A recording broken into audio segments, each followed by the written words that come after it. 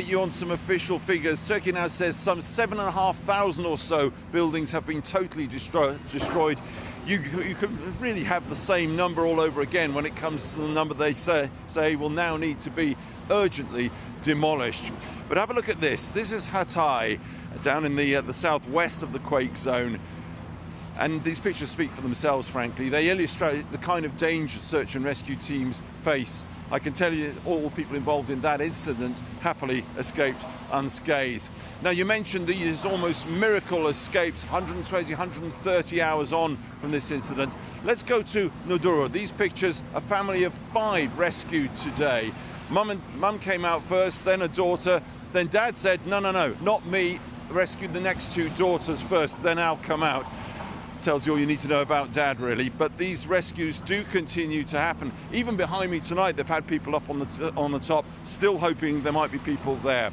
So the politics, to Diyarbakir on the eastern side of the quake zone. President Erdogan saying today, as he met people affected by the disaster, anybody caught looting or kidnapping, didn't explain what he meant by kidnapping, no reports of that. He said anybody involved in that will face, as he put it, the full force of the Turkish state on their back. Anybody who knows Turkey knows that weight can be quite considerable. I can tell you 48 people have been arrested in connection with looting. And in terms of the worsening security situation, teams of Germany and Austrians pulled out of their search and rescue mission today, citing worsening security. Let's go briefly south of the border into Syria. These pictures show Syrians already affected by years of civil war, now facing an indeterminate future in reasonably safe, one can only hope, shelters south of the border. So back in Turkey to the ancient city of Antakya, severely damaged by the earthquake here. Indeed, most of the people still there, as in most of the towns and cities in the Turkish region, there for one thing only, and that is to retrieve, they hope, the bodies of their loved ones. How on earth are they living day by day? Well, our reporter Emily Wither has been finding out, and a warning, there are some distressing images in her report tonight. Antakya bitti. The city is finished. A phrase repeated in disbelief on every street corner.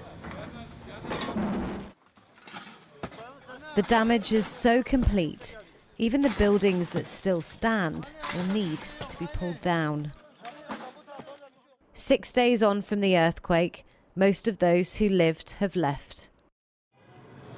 The daily greeting between neighbours is now the obligatory, "Have you found them yet?" The sight of an ambulance once brought fear of death, now it means hope for life. For the ones that remain, home is now a tent, hastily set up wherever there isn't rubble.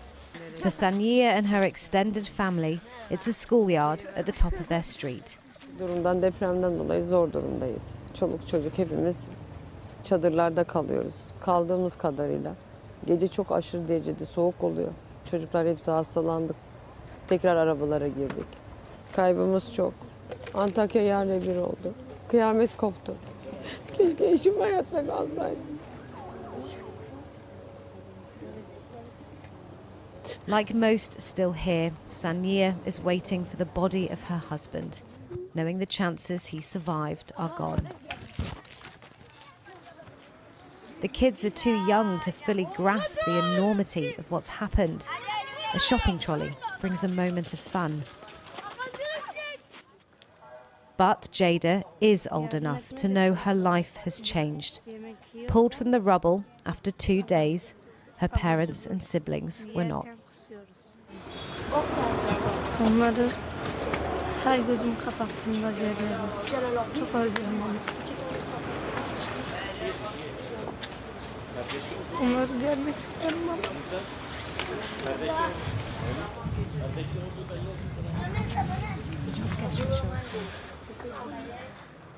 Saniye hears another family member has been found.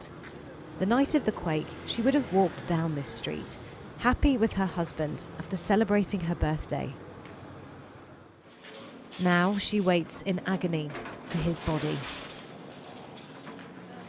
But the body is not his. It's her nephew, Jada's brother. Öyle gibiyiz. Bazen diyorum keşke ölseydik. Look at us. We are like the dead. I can't breathe. another family member says. Eşyalarımız. There's no time for ceremony in this city, just formality. His name is written. Then the family try to flag down a passing car to take the body to a hospital. At first, the driver refuses, but then shows mercy. The young boy, quietly, carried away by male family members on the back of a truck. As night sets in, fires spring up. The remains of people's homes burnt for warmth. Yunus, a doctor, raced back to his hometown when his parents didn't pick up the phone. He pulled his brother Suleiman from the rubble. I did 30 minutes CPR to my brother, myself, but he didn't come. He's gone. I don't know how to feel. He's still trying to retrieve his parents, Ismail and Gulbahar. Antakya, a city known for its warmth, is numb. Its spirit buried with its people. There is no hometown anymore. Everyone in this city living this time, they going anywhere else. Maybe next time, next children will come here and build up again. Well, we move from this situation of search and rescue very much now into the longer-term situation of public health. The problems there are going to be profound. People living in the most appalling, rudimentary conditions, whatever tents they can get, grass verges, public parks, central reservations in cities. Everywhere you see people just frankly surviving night to night. Nobody believes that is a sustainable position for people long-term in unhygienic conditions, and the public health implications obvious. In terms finally of the death toll here, both in Turkey and in Syria, well, the humanitarian chief of the UN, Martin Griffiths, is in Turkey. He said today he will not be surprised at all if the current death toll of around 25,000 ends up doubling.